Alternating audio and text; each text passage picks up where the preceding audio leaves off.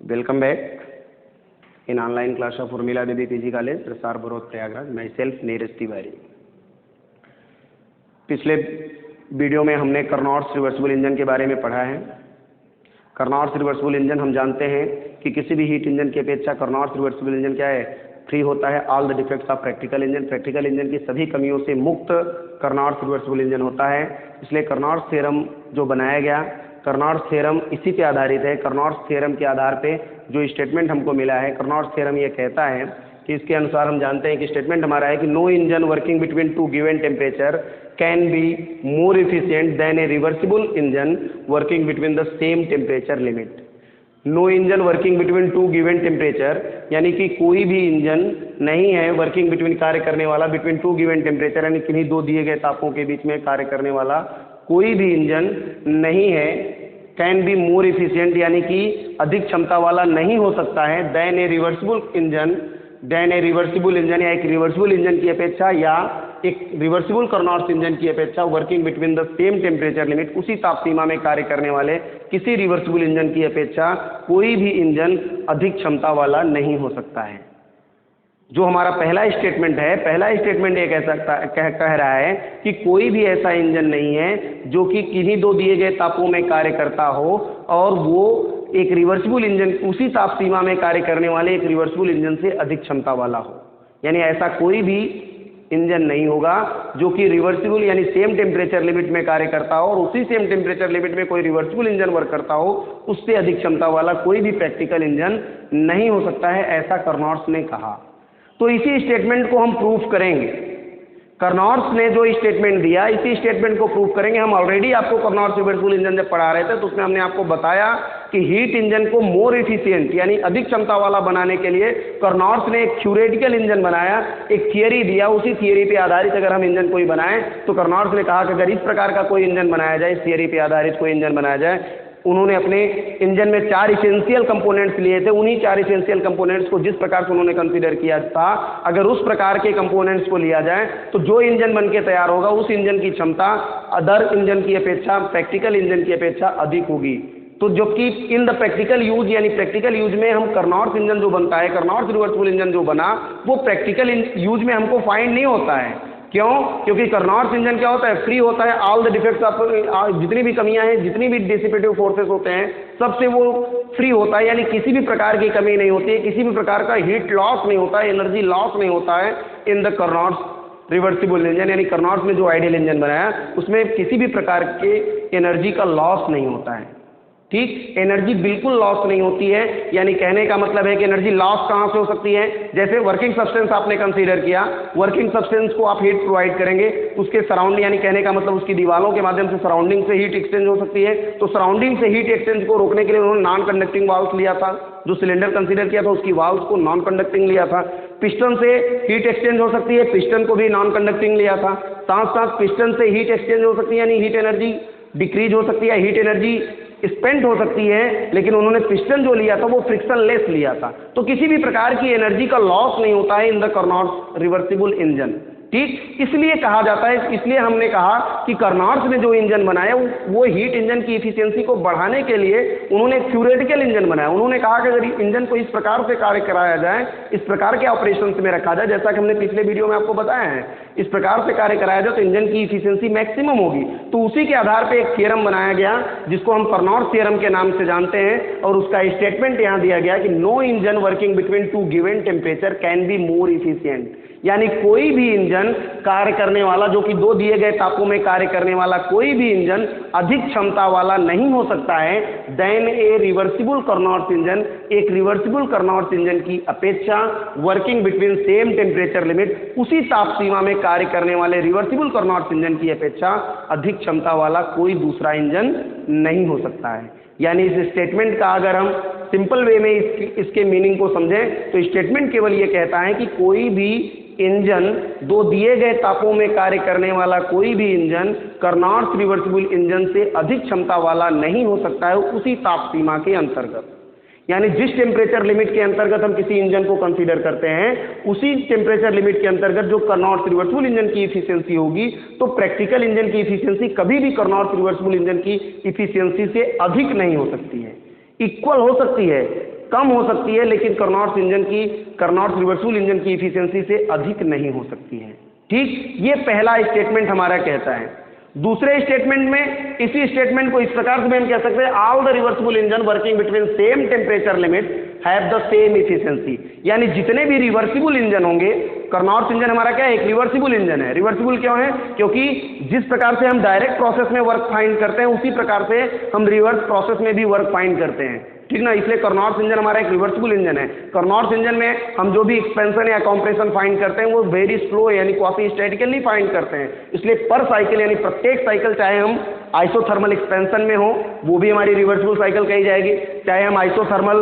Compression में हो वो भी हमारी रिवर्सिबल साइकिल कही जाएगी, चाहे हम एडियाबैटिक एक्सपेंशन में हो वो भी हमारी रिवर्सिबल साइकिल कही जाएगी, क्योंकि हम प्रत्येक स्टेप को वेरी स्लोली फाइंड करते हैं कि क्वासी स्टैटिकली हमने प्रेशर को इंक्रीज किया है, डिक्रीज किया है, कंप्रेस किया है या एक्सपेंड किया है। ठीक, इस प्रकार से तो कार्नोट्स इंजन हमारा क्या है, एक रिवर्सिबल इंजन है। इसलिए कहता है कि जितने भी रिवर्सिबल इंजन है वो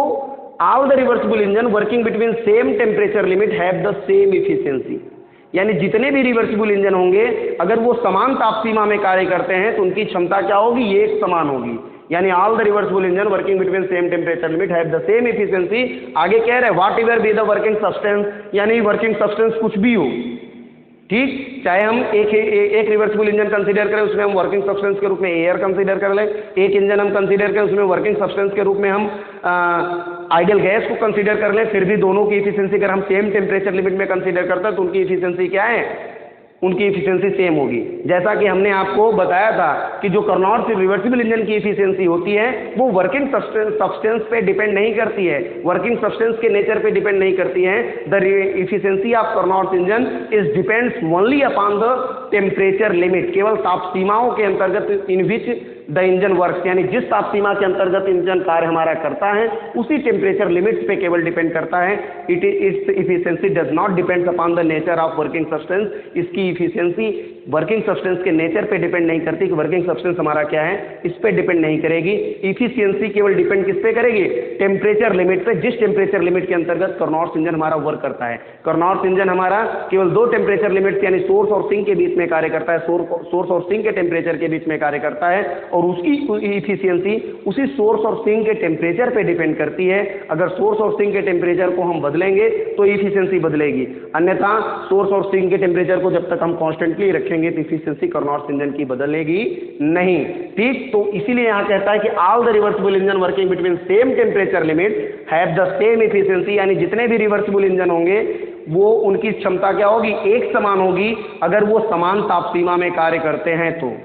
यानी अगर हम दो रिवर्सिबल इंजन कंसीडर करें और दोनों को हम मान लें कि एक इंजन हमारा 400 और 800 केल्विन के बीच में कार्य करता है, दूसरा भी इंजन हमारा रिवर्सिबल है वो भी 400 और 800 के बीच में कार्य करता है, तो always we get the efficiency 50% for both engine. यानी दोनों इंजन के लिए हम हमेशा इफिशियंसी 50% ही फाइंड करेंगे यदि वो रिवर्सिबल इंजन है तो। ठीक, तो इस प्रकार से हम कार्नोट्स थ्योरम को प्रूफ, इसके स्टेटमेंट को, जो स्टेटमेंट हमको कार्नोट्स इंजन का मिला कि इस स्टेटमेंट को हम कह सकते हैं there are no any engine working between two given temperature limit can be more efficient than a reversible Carnot's engine working between the same temperature limit. यानी समान ताप सीमा में, यानी किन्हीं दो दिए गए ताप सीमा में कार्य करने वाला कोई भी इंजन कार्नोट्स रिवर्सिबल इंजन से अधिक क्षमता वाला नहीं हो सकता है उसी ताप सीमा में। यानी समान ताप सीमा में कार्य कर, यानी जिस टेम्परेचर लिमिट में हम किसी इंजन को कंसीडर कर रहे हैं प्रैक्टिकली उसी टेम्परेचर लिमिट में अगर हम कार्नोट्स इंजन की इफिशियंसी निकालें तो हमेशा कार्नोट्स इंजन की इफिशियंसी उस प्रैक्टिकल इंजन की इफिशियंसी से अधिक होगी सेम टेम्परेचर लिमिट के लिए, यानी समान ताप सीमा के लिए। ठीक, यानी हम कह सकते हैं कि जो प्रैक्टिकल इंजन हमारा होगा उसकी इफिशियंसी कार्नोट्स रिवर्सिबल इंजन की इफिशियंसी के इक्विवेलेंट हो सकती है, उससे कम हो सकती है बट उससे अधिक नहीं हो सकती। नियरली इक्वल, इक्विवेलेंट भी नहीं कह सकते, नियरली इक्वल हो सकती है, क्योंकि हम जानते हैं there are no any engine which are equal to the Carnot's engine, यानी जो कि कार्नोट्स इंजन के इक्विवेलेंट हो, क्योंकि कोई ऐसा प्रैक्टिकल इंजन हम बना ही नहीं सकते हैं। ठीक, क्योंकि जब भी हम प्रैक्टिकल इंजन अगर हम बनाना चाहें कार्नोट्स इंजन के समीप हम बना सकते हैं, more of the dissipative forces हम रिमूव कर सकते हैं, फ्रिक्शनलेस पिस्टन कंसीडर कर सकते हैं, मटेरियल जो हम लेंगे परफेक्टली नॉन कंडक्टिंग मटेरियल से बना हुआ हम सिलेंडर कंसीडर कर सकते हैं, लेकिन हमको परफेक्टली नॉन कंडक्टिंग मटेरियल से बना हुआ सिलेंडर नहीं मिलेगा, ठीक ना। तो उसकी यानी कुछ ना कुछ हीट का लॉस हो जाएगा, इसलिए हम परफेक्टली यानी कि 100% रिवर्सिबल इंजन हम प्राप्त नहीं कर सकते हैं, कार्नोट इंजन नहीं बना सकते हैं। इसलिए हम कह सकते हैं कि जो प्रैक्टिकल इंजन होगा उसकी इफिशियंसी सेम टेम्परेचर लिमिट के लिए कार्नोट रिवर्सिबल इंजन से हमेशा कम होगी, हमेशा उसकी इफिशियंसी कार्नोट रिवर्सिबल इंजन की अपेक्षा कम होगी या नियरली इक्वल हो सकती है, लेकिन 100% उसके इक्विवेलेंट नहीं हो सकती है या उससे अधिक क्षमता वाली नहीं हो सकती है समान ताप सीमा के लिए, ठीक। तो फर्स्ट पार्ट को अगर हम प्रूव करना चाहें, इस पार्ट को कि कोई भी इंजन कार्नोट रिवर्सिबल इंजन से अधिक क्षमता वाला नहीं होगा, तो हम देखिए कैसे करते हैं। हमने यहाँ हमने एक इस डायग्राम, इस फिगर के आधार पे हम आपको समझाने का प्रयास करते हैं। हमने मान लिया कि ये हमारा सोर्स है, ये हमारा सिंक है। सोर्स को हमने higher temperature T1 degree centigrade पे फिक्स किया हुआ है, सिंक को हमने lower temperature T2 degree centigrade पे फिक्स किया हुआ है, ठीक। हमने यहाँ मान लिया कि दो इंजन हमारे हैं I और R। हमने दो हीट इंजन कंसीडर किए, एक को हमने मान लिया I, एक इंजन का नाम हमने दे दिया I, दूसरे का नाम दे दिया R, ठीक। दोनों हीट इंजन हम कंसीडर करते हैं। हमने यहाँ माना है कि to prove the first part of statement we consider two engine I and R working between same source and sink. दोनों इंजन I और R को हमने मान लिया कि ये same temperature limit, same source और सिंक में के बीच में कार्य करते हैं, यानी सेम टेम्परेचर लिमिट T1 और T2 के बीच में वर्क करते हैं। हमने ऐसा मान लिया, ठीक है। हमने मान लिया कि दो इंजन हमारे हैं I और R है, दोनों सेम सोर्स और सिंक के बीच में कार्य करते हैं, सेम टेम्परेचर लिमिट T1 और T2 डिग्री सेंटीग्रेड के बीच में कार्य करते हैं। हमने यहाँ कंसीडर किया let I be irreversible and R be reversible, यानी हमने मान लिया कि जो हमारा इंजन I है ये एक इरिवर्सिबल इंजन है, जबकि R हमारा क्या है, रिवर्सिबल इंजन है। रिवर्सिबल और इरिवर्सिबल इंजन के बारे में भी हमने इसकी डिफिनेशन को भी हमने पीछे वीडियो में आपको बताया है, वहां से आप इसको देख सकते हैं। इरिवर्सिबल इंजन हमने मान लिया I हमारा इरिवर्सिबल इंजन है और R हमारा रिवर्सिबल इंजन है, ठीक। अब यहां से हमने कंसीडर किया let the quantity of working substance in the two engine be so adjusted that work perform by them per cycle is same, यानी हमने जो इसमें वर्किंग सब्सटेंस कंसीडर किया हुआ है इंजन I में या इंजन R में, जो हमने वर्किंग सब्सटेंस कंसीडर किया हुआ है वो वर्किंग सब्सटेंस जो हमारा है इस प्रकार से हमने उसको एडजस्ट किया हुआ है कि जो भी वर्क डन इंजन I या R के द्वारा किया जाएगा इन सोर्स और सिंक के बीच में उनका वर्क क्या होगा, इस प्रकार से हमने एडजस्ट किया है कि सेम रहेगा, ठीक ना। यहाँ देखिए लिखा हमने कि late the quantity of working substance in the two engine, यानी दोनों में जो क्वांटिटी हमने वर्किंग सब्सटेंस की कंसीडर की हुई है वो क्वांटिटी हमने इस प्रकार से लिया हुआ है so adjusted that work perform by them per cycle is same, यानी प्रत्येक चक्रण में जो भी वर्क परफॉर्म किया जाएगा I और R के द्वारा वो सेम होगा। इस प्रकार से हमने वर्किंग सब्सटेंस की क्वांटिटी को कंसीडर किया हुआ है, ठीक। आगे हमने माना लेट इंजन I, यहाँ देखिए फिगर से ही दिख रहा है, हमने मान लिया कि इंजन I और R दो हमारे हीट इंजन हैं, ठीक है। I और R हमने मान लिया दो हीट इंजन हैं जो कि सेम सोर्स और सिंक यानी सेम टेम्परेचर लिमिट में वर्क करते हैं T1 और T2 के बीच में। इंजन I भी हमारा टेम्परेचर लिमिट T1 और T2 के बीच में कार्य करता है, इंजन R भी हमारा टेम्परेचर लिमिट T1 और T2 के बीच में कार्य करता है, ऐसा हमने मान लिया, ठीक है। हमने मान लिया इंजन I हमारा इरिवर्सिबल इंजन है, इंजन R रिवर्सिबल इंजन है। इंजन I और R में, इन दोनों इंजन में हमने जो वर्किंग सब्सटेंस लिया है उसकी मात्रा को इस प्रकार से हमने एडजस्ट किया हुआ है कि जो कि भी वर्क इनके द्वारा परफॉर्म होगा पर साइकिल वो लगभग सेम होगा, ठीक। आगे देखिए हमने मान लिया कि engine I Q1 amount of heat absorb करता है सोर्स से, हमने माना है engine I Q1 amount of heat absorb करता है सोर्स से और इस Q1 अमाउंट ऑफ हीट के कुछ पार्ट को वर्क डन में कन्वर्ट करता है और रिमेनिंग पार्ट ऑफ हीट को क्या करता है, सिंक पे रिजेक्ट कर देता है, ऐसा हमने माना है। हमने मान लिया let engine I absorb Q1 amount of heat at temperature T1 perform an external work W and reject Q1 minus W amount of heat to the sink at temperature T2। हमने मान लिया कि इंजन I जो है वो Q1 amount of heat source से absorb करता है और उस अमाउंट ऑफ हीट को यानी Q1 amount of heat source से एब्जॉर्ब करता है और work done W, external work done W को फाइंड करता है, यानी कि external work Q1 amount of heat के कुछ पार्ट को एक्सटर्नल वर्क डन W में कन्वर्ट करता है और रिमेनिंग पार्ट ऑफ हीट जो उसके पास बच जाती है उसको सिंक पे रिजेक्ट कर देता है, यानी Q1 माइनस, हमने मान लिया कि Q1 अमाउंट ऑफ हीट लिया, W वर्क डन में कन्वर्ट हो गया, तो बची हीट कितनी, Q1 minus W amount of heat, वो क्या करता है, सिंक पे रिजेक्ट कर देता है। ठीक इसी प्रकार से हमने इंजन R को भी कंसीडर कर लिया। हमने माना कि engine R absorb Q1 dash amount of heat from the source eight temperature T1 degree centigrade या T1 केल्विन। हमने मान लिया कि इंजन R हमारा Q1 dash amount of heat absorb करता है सोर्स से T1 डिग्री सेंटीग्रेड या T1 केल्विन पे, सोर्स से Q1 dash amount of heat absorb करता है एंड आगे आप लिखेंगे from the source and does an external work W और W वर्क डन फाइंड करता है, Q1 dash amount of heat absorb करता है, W work Q1 dash amount of heat absorb करता है, उसके कुछ पार्ट को वर्क डन W में कन्वर्ट करता है और remaining part of heat is rejected at the sink, rejected to the sink at temperature T2 degree centigrade या T2 केल्विन आप कंसीडर कर सकते हैं। हमने मान लिया कि engine R Q1 dash amount of heat absorb करता है सोर्स से T1 डिग्री सेंटीग्रेड से, T1 टेम्परेचर से सोर्स से Q1 dash amount of heat absorb करता है, कुछ पार्ट को उसके वर्क डन में कन्वर्ट करता है और रिमेनिंग पार्ट यानी जो शेष बचता है उसको सिंक पे रिजेक्ट कर देता है। तो हमने मान लिया कि Q1 dash amount of heat absorb किया, W वर्क डन फाइंड हुआ, तो रिमेनिंग पार्ट ऑफ हीट कितना बचा, Q1 डैश माइनस W, तो Q1 dash minus W amount of heat वो सिंक पे रिजेक्ट कर देता है। ठीक इस प्रकार से जब इंजन हमारा Q1 amount of heat absorb करता है और उसको W यानी कि वर्क डन W फाइंड करता है तो इंजन की इफिशियंसी हमको मिलेगी। इंजन की इफिशियंसी हम निकाल सकते हैं, तो हम जानते हैं हीट इंजन की इफिशियंसी इज इक्वल टू क्या होती है, work output upon heat taken from the input, यानी कि जितना वर्क आउटपुट, जितना टोटल वर्क डन हमको पर साइकिल यानी एक कंप्लीट साइकिल में जितना टोटल वर्क डन हमको फाइंड होता है उस वर्क डन का और जितना हीट वो इनपुट से रिसीव करता है उस हीट का जो रेशियो होता है वही हमारी इफिशियंसी होती है। तो यहाँ से हम इफिशियंसी अगर हम कंसीडर कर लें, हमने माना यहाँ से हमने क्या मान लिया, हमने माना suppose the engine I is more efficient than R। हमने मान लिया कि जो इरिवर्सिबल इंजन I है उसकी क्षमता रिवर्सिबल इंजन R से अधिक है, ऐसा हमने मान लिया। ठीक, अगर ये सत्य होगा तो हमको इसके अकॉर्डिंगली वैल्यू मिलेगी, यानी इसको प्रूव करने के लिए हमको वैल्यू मिलेगी। अगर ऐसा नहीं होगा, अगर ये नहीं, इसके द्वारा जो हमको यानी कि इसको कंसीडर करने पे अगर हमको कॉन्ट्राडिक्टेड यानी कहने का मतलब कोई विरोधाभास सिद्ध करता हुआ कोई रिजल्ट फाइंड होता है, कॉन्ट्राडिक्टेड रिजल्ट अगर हमको फाइंड होता है तो हम कहेंगे कि ये जो हमने माना है ये सही नहीं है। ठीक, इसलिए हमने यहाँ कंसीडर कर लिया, हमने मान लिया कि इंजन I जो है उसकी इफिशियंसी इंजन R से अधिक है।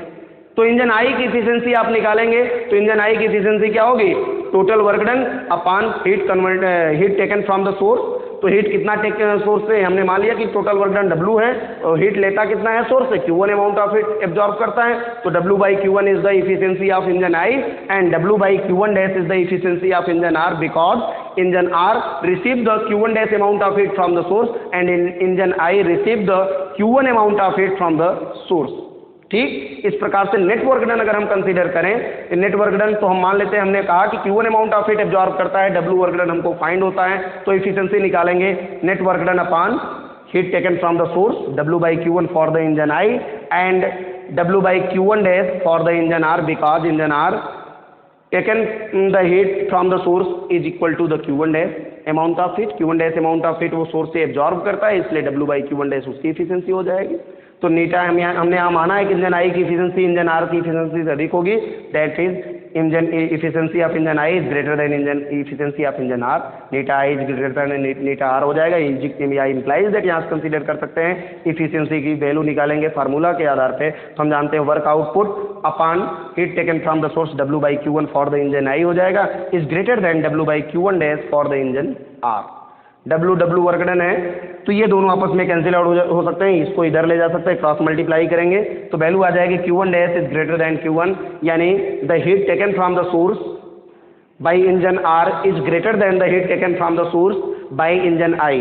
यानी इंजन R के द्वारा जो उष्मा हीट एब्जॉर्ब की जाएगी सोर्स से उसकी वैल्यू अधिक आती है in comparison to heat absorb from the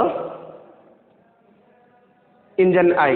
यानी इंजन आई के द्वारा बाई द इंजन आई जितनी हीट एब्जॉर्ब किया जाता है सोर्स से, उसकी वैल्यू इंजन आर के द्वारा एब्जॉर्ब की गई हीट से अधिक है। ध्यान से बात समझने वाली है, यहां से बात समझ सकते हैं आप, देखिएगा Q1 dash is greater than Q1, thus Q1 dash minus Q1 is a positive quantity. इसके आधार पे हम कह सकते हैं कि thus Q1 dash minus Q1 is a positive quantity, क्योंकि Q1 डैश की वैल्यू Q1 से अधिक है, तो Q1 डैश में से जब भी हम Q1 घटाएंगे तो हमको एक पॉजिटिव क्वांटिटी मिलेगी। ठीक, हमको एक पॉजिटिव वैल्यू फाइंड होगी। इसके आधार पे ये क्लियर हो जाता है कि Q1 डैश की वैल्यू Q1 से अधिक है। इसका मतलब है, क्यों ऐसा होता है, क्योंकि हम जानते हैं कि Q1 dash amount of heat absorb यहाँ से ये सोर्स से करता है। तो जैसे अगर हम कंसीडर करें तो क्योंकि Q1 डैश जो है वो इंजन आर के द्वारा एब्जॉर्ब किया जाता है और इंजन आर हमारा एक रिवर्सिबल इंजन है, एक रिवर्सिबल इंजन है, तो ये रिवर्स ऑर्डर में भी वर्क कर सकता है, रिवर्स ऑर्डर में भी वर्क कर सकता है। यानी हम ऐसा कह सकते हैं कि Q1 dash minus W amount of heat ये एब्जॉर्ब करता है सिंक से। रिवर्स ऑर्डर में अगर हम कंसीडर करें तो इसको एज ए रेफ्रिजरेटर कंसीडर कर सकते हैं, या दैट इज कंसीडर कर सकते हैं जिस प्रकार से इनिशियल से फाइनल में आएगा उसी प्रकार से फाइनल से इनिशियल में जा सकता है, यानी ये रिवर्स ऑर्डर में भी वर्क कर सकता है। ठीक, क्योंकि हमने इसको रिवर्सिबल माना है, तो रिवर्सिबल इंजन का मतलब है कि जिस प्रकार से डायरेक्ट प्रोसेस में वर्क करता है उसी प्रकार से वो रिवर्स ऑर्डर में भी वर्क करेगा, सेम स्टेजेस को फॉलो करेगा। ठीक, तो इसके आधार पर हम यहाँ से कह सकते हैं कि Q1 डैश, जैसे हमने माना कि Q1 dash amount of heat ये एब्जॉर्ब करता है, ठीक है, और Q1 dash minus W amount of heat reject करता है। तो ऐसा भी हम कह सकते हैं, रिवर्स ऑर्डर में अगर इसको कंसीडर करें तो हम ये कह सकते हैं कि इंजन हमारा Q1 dash minus W amount of heat absorb करता है, कहाँ से, सिंक से, एट टेम्परेचर T2। ये Q1 dash minus W amount of heat absorb करता है और उसको क्या करता है, डब्ल्यू वर्क डन फाइंड करता है। तो डब्ल्यू वर्क डन कहाँ मिलेगा, जब Q1 dash minus W amount of heat absorb करेगा from the sink lower temperature से, तो गैस क्या होगी, कॉम्प्रेस्ड होगी। तो वर्क कहाँ होगा, work on the gas, work done on the gas, gas पे हमको वर्क फाइंड होगा। तो जो work done on the system हमको फाइंड होगा, ऑन द इंजन आर हमको फाइंड होगा, यानी कि आर पर कार्य किया जाएगा, यानी सिस्टम पर कार्य किया जाएगा, तो हमको वर्क डन डब्ल्यू फाइंड होता है। और फिर ये क्या करता है, सोर्स पे जाके Q1 dash amount of heat को रिजेक्ट कर देता है। बात समझ में आई, यानी Q1 dash minus W amount of heat absorb करता है, कहाँ से, सिंक से, और उसके बाद Q1 dash W work done find करता है, यानी डब्ल्यू वर्क डन इस पे किया जाता है, यानी work done on the system is W, and then Q1 dash amount of heat is rejected at the sink और एट द सोर्स, और ये सोर्स पे Q1 dash amount of heat को रिजेक्ट कर देता है। ठीक, इस प्रकार से इसके आधार पे ये जो हमको क्वांटिटी मिली है Q1 dash minus Q1 is a positive quantity, तो Q1 डैश की वैल्यू मैक्सिमम होगी Q1 की अपेक्षा। तो यहाँ हम कह सकते हैं कि ये जो Q1 डैश की वैल्यू है मैक्सिमम है। इसका मतलब है कि यहाँ से ध्यान से बात समझिएगा कि Q1 अमाउंट ऑफ हीट यहाँ रिजेक्ट होता है,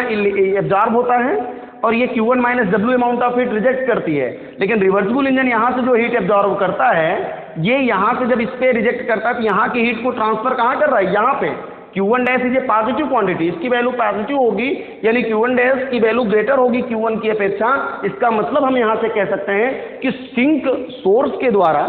ध्यान से बात समझिएगा, सोर्स के द्वारा जो हीट लॉस की जाती है उसकी अपेक्षा सिंक के द्वारा, यानी सोर्स पे हीट उससे ज़्यादा गेन की जाती है। इसका मतलब है कि सोर्स जितनी हीट यहाँ सप्लाई करता है सोर्स से सिंक की ओर, उससे ज़्यादा हीट सिंक से सोर्स की ओर सप्लाई होता है। यानी Q1 डैश यहाँ मैक्सिमम वैल्यू होने के कारण Q1 dash minus Q1 is a positive quantity जो हमको मिलती है। इसका मतलब है कि Q1 डैश मैक्सिमम हीट यहाँ रिजेक्ट होती है, यानी कहने का मतलब है कि इसका टेम्परेचर, यहाँ से जो टेम्परेचर हमको दिया जाए, सिंक के टेम्परेचर को हम कहाँ ट्रांसफर कर देंगे, सोर्स की ओर ट्रांसफर किया जाएगा। ठीक, इसके आधार पे हम यहाँ कंसीडर कर सकते हैं। इसी को और भी डीपली समझने के लिए हम एक दूसरा प्रोसेस कंसीडर कर लेते हैं। जैसे हमने यहाँ माना था कि इंजन आई और आर को हमने अलग अलग लिया था। हमने मान लिया इंजन आई हमारा इरिवर्सिबल इंजन है, Q1 amount of heat absorb करता है, Q1 minus W amount of heat reject करता है। ठीक, और यहाँ हमने माना कि Q1 dash amount of heat ये एब्जॉर्ब करता है, Q1 dash minus W amount of heat reject करता है। ठीक, ऐसा हमने माना, और डब्ल्यू वर्क डन हमको फाइंड होता है, तो इसके आधार पर हमने इफिशियंसी निकाली। तो इफिशियंसी अगर इसकी हम कंसीडर करें तो W बाई Q1 इसकी होगी, इसकी कंसीडर करें W बाई Q1 डैश होगी। हमने मान लिया कि इंजन आई की इफिशियंसी इंजन आर से अधिक होगी, तो उस केस में हमको वैल्यू मिली कि Q1 डैश की वैल्यू हमेशा Q1 से अधिक होगी। यानी कहने का मतलब रिवर्सिबल इंजन हमेशा मैक्सिमम हीट एब्जॉर्ब करेगा at the source in comparison to in comparison to कह सकते हैं इरिवर्सिबल इंजन। इरिवर्सिबल इंजन की अपेक्षा मैक्सिमम हीट एब्जॉर्ब करेगा। तो Q1 dash minus Q1 is a positive quantity हमको यहाँ से कंसीडर होगी। Q1 डैश की वैल्यू Q1 से अधिक होगी। इसको और इजी वे में समझने के लिए हम एक दूसरा तरीका कंसीडर करते हैं, ठीक है, ठीक है। तो इसके पहले भी हमने देखा कि अभी हमने यहाँ आपको निकाल के दिखाया था कि Q1 minus Q1 dash minus Q1 की जो वैल्यू है वो पॉजिटिव क्वांटिटी हमको फाइंड होती है जब हमने ऐसा एज्यूम किया कि इंजन I की इफिशियंसी इंजन R की इफिशियंसी से अधिक है, तो हमको ये मिलता है कि Q1 dash is greater than Q1। तो उसी कॉन्सेप्ट को हमने कंसीडर करने के लिए और इजी वे में आपको समझाने के लिए हमने एक दूसरा एज्यूम्सन लिया। हमने एक दूसरा एज्यूम्सन, एक दूसरा तरीका आपको बताया या बताने का प्रयास हम यहाँ कर रहे हैं। देखिएगा, हमने इंजन I की इफिशियंसी को मान लिया है कि हीट इंजन I जो इरिवर्सिबल इंजन है उसकी इफिशियंसी रिवर्सिबल इंजन R की इफिशियंसी से अधिक है, ऐसा हमने माना। तो हमको एक वैल्यू फाइंड होती है, उसी के आधार पे उसको हमने ऐसा कंसीडर करके जब हमने लिया तो हमको एक वैल्यू मिलती है Q1 dash is greater than Q1। यानी कहने का मतलब है कि the heat absorb from the source by engine R is greater than the heat absorb from the source by engine I। यानी इरिवर्सिबल इंजन की अपेक्षा जो हीट हम यानी एब्जॉर्ब किया जाता है इरिवर्सिबल इंजन के द्वारा, उससे अधिक हीट एब्जॉर्ब हमको मिलता है किसमें, इंजन R यानी रिवर्सिबल इंजन के द्वारा। इसी के आधार पे हमको Q1 डैश माइनस Q1 की वैल्यू पॉजिटिव क्वांटिटी मिलती है और Q1 डैश माइनस Q1 की वैल्यू पॉजिटिव इसलिए होती है क्योंकि इंजन R जो हमारा है वो एक रिवर्सिबल इंजन है, वो रिवर्स ऑर्डर में भी वर्क कर सकता है। यानी हम कह सकते हैं कि इंजन R जो हमारा है, जिस प्रकार से Q1 amount of heat source से एब्जॉर्ब करता है, W वर्क डन फाइंड करता है, Q2 amount of heat sink पे रिजेक्ट करता है, उस प्रकार से हम और अपने इनिशियल स्टेट में वापस होता है, फाइनली एग्जैक्टली अपने इनिशियल स्टेट में वापस हो जाता है। उसी प्रकार से हम कह सकते हैं कि रिवर्स ऑर्डर में अगर हम रिवर्सिबल इंजन को कंसीडर करें तो रिवर्सिबल इंजन क्या है, Q2 amount of heat absorb कर सकता है सिंक से। यानी हम रिवर्स ऑर्डर में अगर कंसीडर करें तो हम कह सकते हैं कि reversible engine absorb Q2 amount of heat from the sink at temperature T2 and reject the Q1 amount of heat and reject the Q1 amount of heat at the source, या कह सकते हैं to the source at temperature T1 and finally returns to its initial state। और हम ऐसा consider कर सकते हैं, ऐसा कह सकते हैं कि यदि कोई यानी रिवर्सिबल इंजन हम कंसीडर करें तो अगर उसको रिवर्स ऑर्डर में हम कंसीडर करें तो हम कह सकते हैं कि इंजन हमारा रिवर्सिबल इंजन क्या है, सिंक से टेम्परेचर को एब्जॉर्ब करेगा, सोर्स पे टेम्परेचर को रिवर्स ऑर्डर में अगर कंसीडर करें, जैसे हम डायरेक्ट ऑर्डर में कंसीडर करते हैं, सोर्स से टेम्परेचर को यानी हीट को एब्जॉर्ब करता है, सिंक पे रिजेक्ट करता है। उस प्रकार से अगर उसको रिवर्स ऑर्डर में कंसीडर करेंगे तो रिवर्स ऑर्डर में रिवर्सिबल इंजन क्या करेगा, सिंक से टेम्परेचर को हम कंसीडर कर सकते हैं कि सिंक से टेम्परेचर को एब्जॉर्ब कर यानी हीट को एब्जॉर्ब करता है, सिंक से हीट को एब्जॉर्ब करता है और सोर्स पे रिजेक्ट करता है। ठीक, सोर्स पे रिजेक्ट करता है और फाइनली अपने इनिशियल स्टेट में वापस हो जाता है। ठीक ना, यानी इनिशियल से हीट एब्जॉर्ब किया, सिंक पे रिजेक्ट किया, फिर सिंक से हीट एब्जॉर्ब करेगा रिवर्स ऑर्डर में और इनिशियल पे जाकर रिजेक्ट यानी सोर्स पे रिजेक्ट कर देगा, यानी फाइनली अपने इनिशियल स्टेट में वापस हो जाएगा। यही कारण है कि Q1 डैश माइनस Q1 की वैल्यू पॉजिटिव क्वांटिटी मिलती है। इसको और इजी वे में समझने के लिए हम एज्यूम करते हैं, हमने मान लिया, हमने अभी माना था कि इंजन I हमारा इरिवर्सिबल इंजन है, इंजन R हमारा रिवर्सिबल है। इंजन I और R को अलग अलग करके हमने मान लिया कि इंजन I की इफिशियंसी इंजन R की इफिशियंसी से अधिक होती है। तो हमको एक रिजल्ट फाइंड होता है कि Q1 डैश की वैल्यू यानी इंजन R के द्वारा हीट एब्जॉर्ब किया जाता है जो सोर्स है, उसकी वैल्यू इंजन I के द्वारा जो हीट एब्जॉर्ब किया जाता है सोर्स से, उससे अधिक है। ठीक, तो हमने यहाँ कंसीडर किया कि इंजन I और R, जैसे कि यहाँ हमने फिगर में बनाया हुआ है, हमने इसको एक बेल्ट से कंसीडर किया कि फाइन बेल्ट से हमने इसको जोड़ा हुआ है। इंजन I और R को एक कपुल्ड सिस्टम मानते हैं। कपुल्ड सिस्टम का मतलब जैसे एक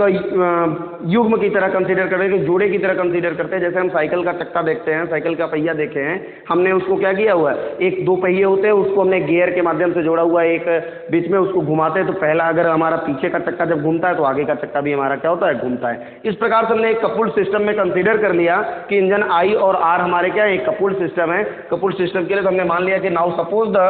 to engine I and R are coupled together by a belt in such a way that engine I works directly,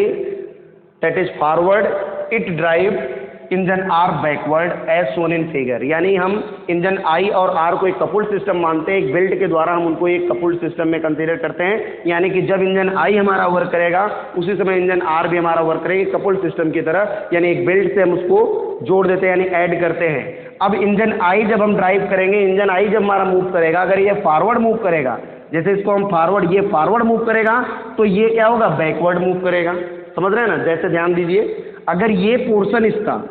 ये पोर्शन इधर से इधर आएगा, ये पोर्शन इधर से इधर आएगा, तो इसका ये पोर्शन जो है वो इधर से, यानी कि ये पोर्शन अगर हम कंसीडर करें, जैसे ये यहाँ से यहाँ आ रहा है, इस प्रकार से चलेगा, तो ये भी इधर चलेगा। तो जिस पॉइंट, यानी जब ये पोर्शन यहाँ देखिए, जब ये बेल्ट हमारा यहाँ से यहाँ आएगा तो ये बेल्ट हमारा यहाँ से यहाँ जाएगा, तो दोनों का डायरेक्शन देखिए, इसका डायरेक्शन ये है, इसका डायरेक्शन ये है, तो हम यहाँ कंसीडर कर सकते हैं जब इंजन आई और आर को एक कपुल्ड सिस्टम हम कंसीडर करेंगे, एक बेल्ट के माध्यम से इस प्रकार से हम उनको ऐड करेंगे, तो इंजन आई अगर हमारा फॉरवर्ड चलेगा तो इंजन आर जाहिर सी बात है बैकवर्ड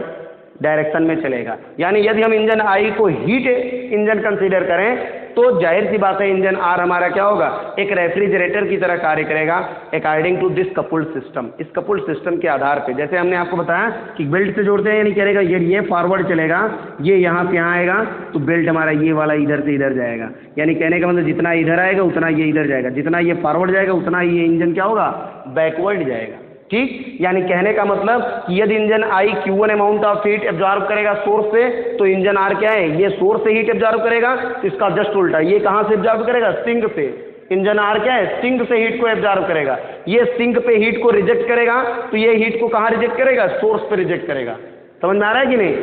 कपुल्ड सिस्टम का मतलब है कि अगला, यानी कि ये फॉरवर्ड चलेगा तो ये बैकवर्ड चलेगा। समझ रहे हैं ना? जिस प्रकार से ये फॉरवर्ड मूव करेगा तो ये बैकवर्ड मूव करेगा। ठीक ना? तभी कपुल्ड सिस्टम हमारा बनेगा। समझ रहे हैं ना? अगर ये जैसे ये इधर से इधर चल रहा है तो ये भी इधर से इधर, ये भी इधर से इधर मूव करने लगे, तब कपुल्ड सिस्टम कहाँ कार्य करेगा? कपुल्ड सिस्टम हमारा तब फाइंड होगा कि जब ये फॉरवर्ड चले तो दूसरा जो उसका कपुल्ड है वो बैकवर्ड होना चाहिए। अगर ये बैकवर्ड यानी कि ये बेल्ट हमारा यहाँ से इधर इस डायरेक्शन में चल रहा है तो इसको इधर चलना पड़ेगा, तब ये एक साथ कपुल्ड सिस्टम में वर्क कर पाएंगे। ठीक है, इसलिए हमने यहाँ कंसीडर किया, इसलिए यहाँ लिखा हमने कि suppose the two engine I and R are coupled together. Coupled हमने मान लिया बाई ए बेल्ट, एक बेल्ट से हम इनको एक कपुल्ड सिस्टम मानते हैं, एक युग्म की तरह हम मान लेते हैं कि दोनों एक साथ वर्क करें in such a way that engine I works directly, यानी यदि इंजन आई हमारा डायरेक्टली सीधे कार्य करता है, दैट इज फॉरवर्ड डायरेक्शन में कार्य करता है, इट ड्राइव, ये ड्राइव करेगा engine R backward as shown in figure. यानी अगर इंजन आई हमारा फॉरवर्ड डायरेक्शन में कार्य करता है तो इंजन आर हमारा क्या होगा, बैकवर्ड कार्य करेगा, और इंजन आर को बैकवर्ड ले कौन जाएगा, इंजन आई।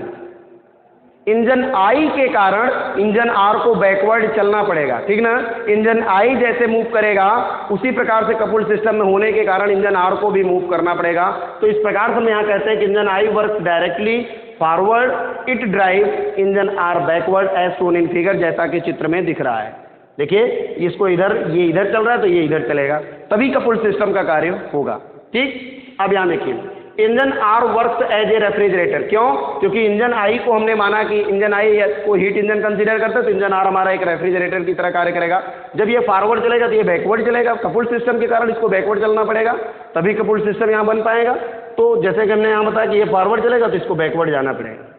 इस डायरेक्शन में चलेगा तो इसको इस डायरेक्शन चलना पड़ेगा, तभी कपुल्ड सिस्टम हमारा बनेगा। ठीक है, यदि ये इस डायरेक्शन चल रहा है, ये इधर से इधर चल रहा है, तो इसको ये इधर से इधर चल रहा है तो इसको इधर से इधर आना पड़ेगा। यानी कहने का मतलब ये इधर से इधर चलेगा,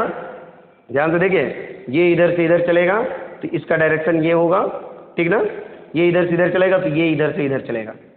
समझ रहे हैं ना? ये इधर से इधर चलेगा तो ये इधर से इधर चलेगा, एक बैकवर्ड, यानी ये फॉरवर्ड चलेगा तो ये बैकवर्ड चलेगा, तो कपुल्ड सिस्टम का कार्य होगा। तो engine R works as a refrigerator, हमने मान लिया कि इंजन आई को हम हीट इंजन की तरह मानते हैं, तो ये जाहिर सी बात है ये रेफ्रिजरेटर की तरह कार्य करेगा। तो क्या करेगा, engine R works as a refrigerator driven by I, और आई के द्वारा चलेगा, यानी आई जिस प्रकार से ड्राइव करेगा उस प्रकार से इंजन आर चलेगा, और कैसा कार्य करेगा, रेफ्रिजरेटर की तरह कार्य करेगा। आगे इसलिए हमने लिखा extract heat Q1 - W from the sink. तो ये क्या करेगा, रेफ्रिजरेटर की तरह कार्य करेगा। तो रेफ्रिजरेटर क्या करता है, लोअर टेम्परेचर सोर्स से हीट को एब्जॉर्ब करता है, तो इसलिए ये भी क्या करेगा, Q1 - W amount of heat absorb करेगा from the sink at temperature T2, यानी इंजन आर हमारा Q1 - W amount of heat absorb करेगा सिंक से, और W वर्क डन फाइंड करेगा एट टेम्परेचर T2। यहाँ हमने लिखा extract heat Q1 dash minus W from the sink at temperature T2 requires work W to be done upon it and gives out heat Q1 dash to the source eight temperature T1। और क्या करता है, Q1 dash minus W amount of heat absorb करेगा sink से engine R,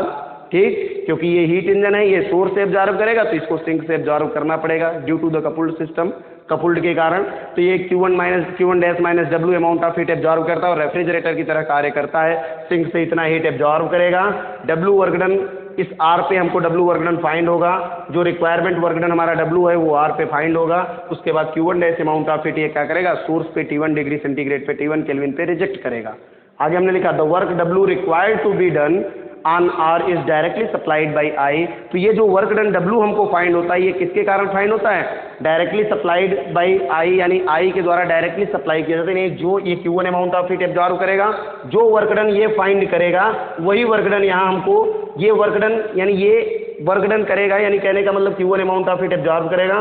Q1 को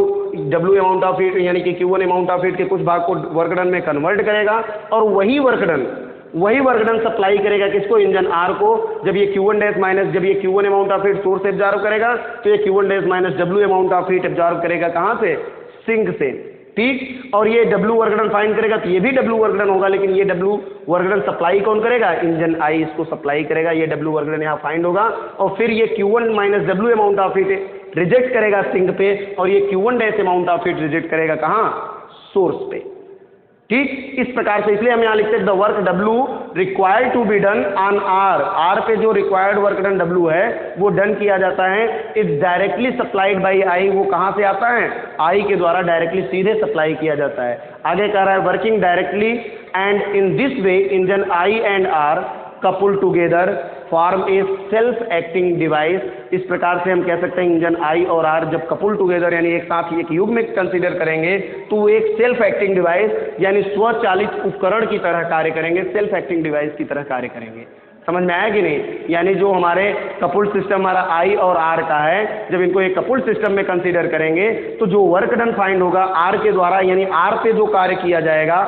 engine R पे जो कार्य होगा वो डायरेक्टली सप्लाई होगा इंजन I के द्वारा, इंजन I के द्वारा सप्लाई किया जाएगा। और ये वर्क डन जो यहाँ R पे होगा, R पे प्राप्त होगा, वो एक सेल्फ एक्टिंग डिवाइस की तरह यानी स्वयं से ये कार्य करेगा। कहाँ से मिलेगा इसको, I के द्वारा वर्क डन सप्लाई किया जाएगा। तो इसलिए हम यहाँ लिखते हैं the work W required to be done on R is directly supplied by I and work, यहाँ लिखा working directly and in this way, और क्या करता है, डायरेक्टली कार्य करता है। In this way engine I and R couple together form a self acting device, और एक सेल्फ एक्टिंग डिवाइस की तरह ये कार्य करेंगे, ठीक ना। इस प्रकार से इंजन I और R एक सेल्फ एक्टिंग डिवाइस की तरह वर्क करते हैं, ठीक। अब यहाँ से इस कंक्लूजन के आधार पे, इस कंक्लूजन के आधार पे हम समझते हैं, हमने कहा कि इंजन I और R को एक कपुल्ड सिस्टम मान लेते हैं, एक बेल्ट के द्वारा इस प्रकार से काम करते हैं, यानी कि कार्यक्रम में लेते हैं, यूज में कंसीडर करते हैं कि अगर इंजन I फॉरवर्ड हमारा चलेगा तो इंजन R क्या होगा, बैकवर्ड चलेगा। तो हमने अभी माना, ऊपर माना हुआ है कि इंजन I क्या करता है, Q1 amount of heat absorb करता है सोर्स से। तो जब ये कपुल्ड सिस्टम हम कंसीडर करेंगे तो ये सोर्स से हीट एब्जॉर्ब करेगा, तो ये कहाँ से एब्जॉर्ब करेगा, सिंक से हीट को एब्जॉर्ब करेगा, ठीक। ये Q1 amount of heat absorb करता है तो Q1 dash minus W amount of heat absorb करेगा सिंक से, ठीक, क्योंकि इसके बैकवर्ड चलेगा, अपोजिट कार्य करेगा, तो ये सोर्स से हीट एब्जॉर्ब करेगा तो ये सिंक से एब्जॉर्ब करेगा। ये इतना हीट एब्जॉर्ब करता है, Q1 अमाउंट ऑफ हीट के कुछ पार्ट को ये W वर्क डन में कन्वर्ट करता है, यही वर्क सप्लाई करता है इस रिवर्सिबल इंजन R को, ठीक ना। तो Q1 dash minus W amount of heat जब ये एब्जॉर्ब करता है सिंक से, Q1 dash minus W amount of heat absorb करता है सिंक से, Q1 dash minus W amount of heat absorb करता है सिंक से, और जो वर्क R पे यानी वर्क पे R पे फाइंड होता है वो W के यानी I के द्वारा डायरेक्ट सप्लाई किया जाता है, और Q1 dash amount of heat ये सोर्स पे रिजेक्ट करता है। तो इसके आधार पे हम यहाँ कंसीडर करते हैं कि द सोर्स, इसके आधार पे हमने कहा कि Q1 अमाउंट ऑफ हीट ये यहाँ से लेता है, यानी सोर्स इंजन I सोर्स से Q1 अमाउंट ऑफ हीट लेता है, तो सोर्स का loss of heat from the source due to the engine I के कारण कितना हीट लॉस होता है, Q1 अमाउंट ऑफ हीट ये लॉस करता है। और इंजन आर को हमने कहा कि ये Q1 dash amount of heat reject करता है सोर्स पे, तो सोर्स पे जब ये R Q1 dash amount of heat reject करता है, यानी कहने का मतलब कि आई के द्वारा Q1 amount of heat source क्या करता है, आई के पे को Q1 अमाउंट ऑफ हीट देता है, यानी कि सोर्स का Q1 amount of heat loss होता है आई के द्वारा, और आर के द्वारा Q1 dash amount of heat क्या होता है, एब्जॉर्ब होता है, यानी कहने का मतलब गेन होता है। तो इसके आधार पर हमने लिखा किस प्रकार से आई और आर एक कपुल्ड टुगेदर हो, यानी कि एक दूसरे के साथ जब रहेंगे तो एक सेल्फ एक्टिंग डिवाइस की तरह, स्वचालित उपकरण की तरह कार्य करेंगे। 10 मैंने यहाँ इसे लिखा, the source now losses Q1 heat by आई के द्वारा Q1 अमाउंट ऑफ हीट, क्योंकि आई एब्जॉर्ब करता है तो इसका लॉस कितना होगा, Q1 अमाउंट ऑफ हीट होगा, आई के द्वारा लॉस होगा। और ये क्या करता है, engine R Q1 dash amount of heat reject करता है सिंक पे, यानी Q1 dash amount of heat इसको सप्लाई करता है, तो जब Q1 dash amount of heat ये देगा and gains Q1 dash from R, और आर के द्वारा Q1 dash amount of heat इसको प्राप्त होता है। ठीक, आई के द्वारा Q1 अमाउंट ऑफ हीट का लॉस होता है, क्योंकि आई Q1 amount of heat absorb करता है, और आर क्या करता है, Q1 dash amount of heat इसको प्राप्त, यानी कि इसको देता है, इसको Q1 dash amount of heat ये रिजेक्ट करता है, तो रिजेक्ट करता है ये Q1 dash amount of heat source को सप्लाई करता है, ये Q1 amount of heat source से लेता है, तो इसका सोर्स के द्वारा लॉस कितना होता है, Q1 amount of heat loss होता है, और गेन कितना होता है, Q1 dash amount of heat gain होता है। तो यहाँ से हम लिखते हैं कि the source now losses Q1 heat by I and gains Q1 dash from R, तो कितना गेन होता है, heat gain by the source, source के द्वारा कुल गेन किया गया, तो कितना गेन होता है, Q1 डैश गेन हो रहा है, लॉस कितना हो रहा है Q1, तो जितना गेन हो रहा है उसमें से हम जितना लॉस हो रहा है उसको घटा देंगे, Q1 डैश माइनस Q1, तो नेट गेन कितना होगा वो हमको मिल जाएगा, कुल वृद्धि कितनी है वो हमको आसानी से प्राप्त हो जाएगी। यानी जितना बढ़ रहा है उसमें से जितना घट रहा है उसको घटा दें तो कुल वृद्धि कितनी हो हमको मिल जाएगी। समझ में आया कि नहीं? इस प्रकार से अब यहाँ से सिंक पे आते हैं। सिंक पे क्या होता है, इंजन आई क्या करता है, Q1 minus W amount of heat reject करता है, यानी सिंक पे engine I Q1 minus W amount of heat sink को देता है, और आर क्या करता है, कपुल्ड सिस्टम में जब आर होता है तो Q1 dash minus W amount of heat absorb करता है, यानी सिंक को ये Q1 minus W amount of heat देता है और ये Q1 dash minus W amount of heat लेता है। तो यानी हम कह सकते हैं कि sink loss the Q1 dash minus W amount of heat by the R and gain the Q1 minus W amount of heat by the engine I. ठीक, तो यहाँ हम लिखते हैं the sink gain Q1 minus W heat from I and loss the Q1 dash minus W from R. यानी sink को हमने मान लिया कि Q1 minus W amount of heat gain होता है आर आई के द्वारा, और Q1 dash minus W amount of heat का लॉस होता है आर के द्वारा। तो यहाँ से लॉस निकालेंगे, heat lost by sink, lost by sink, तो जितना लॉस हो रहा है उसमें से जितना गेन हो रहा है उसको घटा देंगे, कितना लॉस हो रहा है हमको मिल जाएगा, Q1 dash minus W minus हो जाएगा Q1 माइनस डब्ल्यू के। Q1 माइनस डब्ल्यू का लाभ होता है और Q1 डैश माइनस डब्ल्यू की हानि होती है, तो जितना हानि हो रही है, हानि कितनी हो रही है, जितनी हानि हो रही है उसमें से जितना लाभ हो रहा है उसको घटा देंगे, तो Q1 dash minus W minus हो जाएगा Q1 माइनस डब्ल्यू के, या इम्प्लाइज दैट वैल्यू आ जाएगी Q1 dash minus W minus Q1 plus हो जाएगा, ये आपस में कैंसिल आउट हो जाएंगे, वैल्यू बचेगी आपकी Q1 डैश माइनस Q1, यानी heat lost by the sink Q1 dash minus Q1, यानी इतनी हीट सिंक के द्वारा लॉस होती है, यानी बाहर रिमूव करता है, बाहर निकालता है। सिंक कितनी हीट को लॉस करता है, Q1 dash minus Q1 amount of heat sink की लॉस होती है।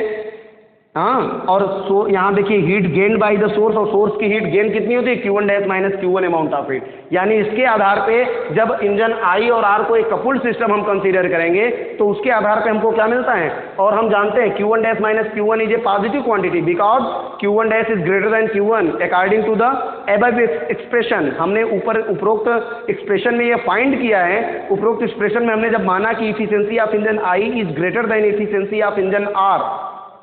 हमने उपरोक्त एक्सप्रेशन में इसके पहले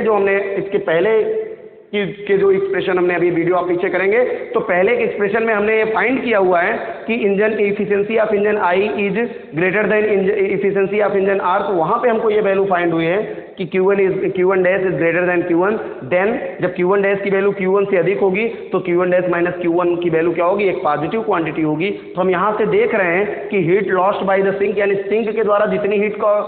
हीट लॉस हो रही है वो गेन कहाँ हो रही है, सोर्स पे। Q1 dash minus Q1 amount of heat gain by the source, जितनी अमाउंट ऑफ हीट इसकी लॉस हो रही है सिंक की, उतना गेन कहाँ हो रहा है, सोर्स पे। तो जब इंजन आई और आर को कपुल्ड सिस्टम में हम कंसीडर करेंगे तो हम ये देख रहे हैं, और जब हम ये कंसीडर करेंगे कि engine I is more efficient than engine R, अगर हम यहाँ ये कंसीडर करते हैं कि engine I is more efficient than engine R, then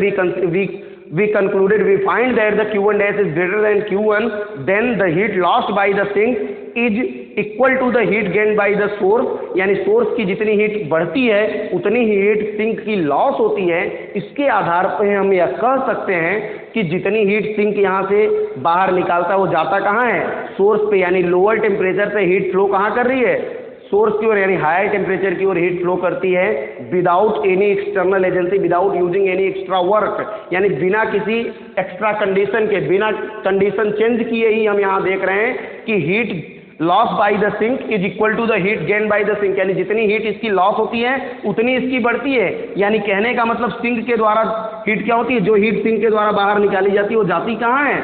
source में जाती है। यानी कहने का मतलब है कि heat loss by the lower temperature source is equal to the heat gained by the higher temperature source, that is heat is flow from the heat energy is flow from the lower temperature source to the higher temperature source without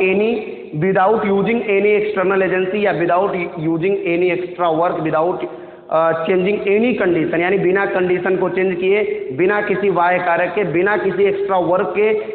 efficiency, यानी कह सकते हैं heat जो lower temperature source की heat क्या है, higher temperature source की ओर transfer हो रही है according to the this assumption, जो हमने according to the this assumption that is the efficiency of irreversible engine is greater than the efficiency of reversible engine. जो हमने एज्यूम किया है कि इंजन आई की इफिशियंसी इंजन आर की efficiency से अधिक होगी, तो इस एज्यूम्पशन के आधार पे हमको मिलता है कि लोअर टेम्परेचर सोर्स की हीट ट्रांसफर होगी, लोअर टेम्परेचर सोर्स की हीट जितनी लॉस होगी वो गेन कहाँ होगी, सोर्स में, यानी हीट लोअर टेम्परेचर सोर्स की हीट क्या होगी, हायर टेम्परेचर सोर्स की ओर ट्रांसफर होगी, यानी heat flow from the lower temperature source to the higher temperature source. But we know that, हम जानते हैं अपने अनुभव के आधार पर या according to the second law of thermodynamics, second law of thermodynamics कहता है according to Clausius statement or according to Kelvin Planck's statement, according to the second law of thermodynamics हम जानते हैं कि the heat is always flow from higher temperature source to lower temperature source, and heat it is impossible to flow of heat from lower temperature source to higher temperature source without using external work या without using external agency, यानी कि बिना किसी बाह्य कारक का इस्तेमाल किए, बिना किसी बाह्य कारक, बिना किसी एक्स्ट्रा वर्क के हम लोअर टेम्परेचर सोर्स की हीट को हायर टेम्परेचर सोर्स के हीट की तरफ ट्रांसफर नहीं कर सकते, यानी लोअर टेम्परेचर सोर्स की हीट हायर टेम्परेचर सोर्स की हीट की ओर ट्रांसफर नहीं हो सकती है बिना किसी एक्सटर्नल एजेंसी के। इस प्रकार से अगर हम ये कंसीडर करते हैं, ये जो हमने एजुम्पशन कंसीडर किया है कि efficiency of engine I is greater than efficiency of engine R, अगर ये सत्य है तो झूठ, यानी कहने का मतलब अगर ये सत्य है तो हम ये कह सकते हैं कि जो सेकंड लॉ ऑफ थर्मोडायनेमिक्स है वो झूठा है, जिसमें हम ये कहते हैं कि it is impossible to transfer of heat from lower temperature source to higher temperature source without using external agency, यानी कि बिना किसी एक्सटर्नल एजेंसी के हम हीट को लोअर टेम्परेचर सोर्स से हायर टेम्परेचर सोर्स की ओर ट्रांसफर कर सकते हैं, नहीं ट्रांसफर नहीं कर सकते हैं। सेकंड लॉ ऑफ थर्मोडायनेमिक्स कहता है कि लोअर टेम्परेचर सोर्स से हीट को हायर टेम्परेचर सोर्स की ओर ट्रांसफर करना, स्थानांतरित करना, प्रवाहित करना असंभव है बिना किसी एक्सटर्नल एजेंसी के, बिना किसी एक्स्ट्रा वर्क के। ठीक, बिना किसी एक्स्ट्रा वर्क के हम हीट को लोअर टेम्परेचर सोर्स से हायर टेम्परेचर सोर्स की ओर ट्रांसफर नहीं कर सकते हैं, ऐसा सेकंड लॉ ऑफ थर्मोडायनेमिक्स कहता है। इसलिए सेकंड लॉ ऑफ थर्मोडायनेमिक्स पहले से ही यानी कि प्रसिद्धि प्राप्त कर चुका है और पहले से ही आ चुका है, तो इसलिए second law of thermodynamics wrong नहीं हो सकता है। तो रॉन्ग क्या हो सकता है, हमारा एज्यूम्पशन रॉन्ग हो सकता है कि the efficiency of engine I is greater than efficiency of engine R, hence this assumption is wrong, hence the right assumption is the efficiency of engine I is equal to the efficiency of engine R हो सकता है, या efficiency of engine I is greater than the efficiency of engine R। हम ये कह सकते हैं कि इंजन I की efficiency इंजन R की efficiency से कभी भी अधिक नहीं हो सकती है। इस प्रकार से हम ये कह सकते हैं। इस प्रकार से यहाँ जो हमको कंक्लूजन फाइंड होता है, इसके आधार पे हमको ये पता चलता है कि सिंक की हीट जितनी लॉस होती है वो सोर्स की हीट के में जितनी गेन होती है उसके बराबर है। इसका मतलब कि हीट क्या है, लोअर टेम्परेचर सोर्स से हायर टेम्परेचर सोर्स की ओर सप्लाई हो रही है बिना किसी एक्सटर्नल एजेंसी के, बिना किसी एक्स्ट्रा वर्क के, जो कि इम्पॉसिबल है। जबकि सेकंड लॉ ऑफ थर्मोडायनेमिक्स में हम जानते हैं, सेकंड लॉ ऑफ थर्मोडायनेमिक्स हमारा कहता है कि heat is not transfer from the lower temperature source to higher temperature source without using external agency, यानी बिना किसी बाह्य कारक का इस्तेमाल किए हम हीट को लोअर टेम्परेचर सोर्स से हायर टेम्परेचर सोर्स की ओर ट्रांसफर नहीं कर सकते हैं। जबकि हम यहाँ क्या देख रहे हैं, यहाँ हम देख रहे हैं कि बिना किसी एक्सटर्नल एजेंसी के ही हीट क्या है, लोअर टेम्परेचर सोर्स से हायर टेम्परेचर सोर्स की ओर सप्लाई करती है। और ऐसा क्यों हमको प्राप्त हुआ, क्योंकि हमने कंसीडर किया हुआ है कि engine I is more efficient than engine R, then the according to then this assumption, then our assumption is wrong because the second law of thermodynamics is never be wrong. second law of thermodynamics कभी भी गलत नहीं हो सकता है, इसलिए हमारा assumption wrong होगा। इसलिए हम इसके आधार पे कह सकते हैं hence there are no any engine can be more efficient than Carnot's reversible engine working between same temperature limit। इसके आधार पे हम कह सकते हैं कि कोई भी इंजन Carnot's reversible engine से अधिक क्षमता वाला नहीं हो सकता है समान ताप सीमा में कार्य करते हुए। ठीक, यानी हम कह सकते हैं no any engine can be more efficient than Carnot's reversible engine working between same temperature limit, या इन अदर वर्ड्स कह सकते हैं कि a reversible Carnot's engine is more efficient working between source and sink. यानी कहने का मतलब है कि रिवर्सिबल कार्नोट्स इंजन जो होगा वो सेम सोर्स और सिंक में कार्य करते हुए अत्यधिक क्षमता वाला होगा, मोर इफिशिएंट होगा देन एनी अदर इंजन। किसी दूसरे इंजन की अपेक्षा Carnot's reversible engine always more efficient होगा। इसके आधार पे हम ये कह सकते हैं। हमने जैसे इसको घुमा के माना, जैसे हमने मान लिया कि ई रिवर्सिबल इंजन मैक्सिमम इफिशिएंट होगा, मोर इफिशिएंट होगा, तो हमको क्या हुआ, हमको एक रॉन्ग स्टेटमेंट हमको फाइंड होता है, एक रॉन्ग रिजल्ट फाइंड होता है। इसलिए हम कहते हैं कि जो हमारा एजुम्पशन है, जो हमने माना कि engine I is more efficient than engine R is wrong, ये एजुम्पशन रॉन्ग है। तो हमेशा हम कह सकते हैं कि thus the right assumption is the efficiency of engine R is more than the efficiency of engine I, यानी always the efficiency, हम कह सकते हैं कि always the efficiency of engine R is more than the efficiency of engine I, that is there are no any engine can be more efficient than Carnot's reversible engine। ठीक है, इस प्रकार से हम कह सकते हैं कि कार्नोट्स इंजन से अधिक क्षमता वाला इंजन कोई भी नहीं हो सकता है working between same temperature limit, समान ताप सीमा में कार्य करते हुए। इस प्रकार से कार्नोट्स थ्योरम हमारा प्रूफ हो जाता है और आसानी से हम ये थ्योरम हमने प्रूफ करके आपको दिखाया कि थ्योरम में जैसे जो हमने फर्स्ट स्टेटमेंट कंसीडर किया हुआ था कि किसी दिए गए ताप सीमा के अंतर्गत कोई भी इंजन कार्नोट्स इंजन से अधिक क्षमता वाला नहीं होगा, उस ताप सीमा के अंतर्गत हमने आपको एजुम्पशन लेके दिखाया, एज्यूम करके दिखाया कि किसी भी इंजन को अगर हम कंसीडर कर लें कि इंजन कार्नोट्स इंजन से अधिक क्षमता वाला होगा, तो जो भी रिजल्ट हमको मिलेगा वो एक कॉन्ट्राडिक्शन रिजल्ट मिलता है। इसके आधार पर हम ये कह सकते हैं कि कार्नोट्स इंजन से अधिक क्षमता वाला कोई भी इंजन नहीं होगा। ठीक, इस प्रकार से कार्नोट्स थ्योरम का एक फर्स्ट स्टेटमेंट जो है वो हमारा प्रूफ हो जाता है। ठीक, दैट्स ऑल।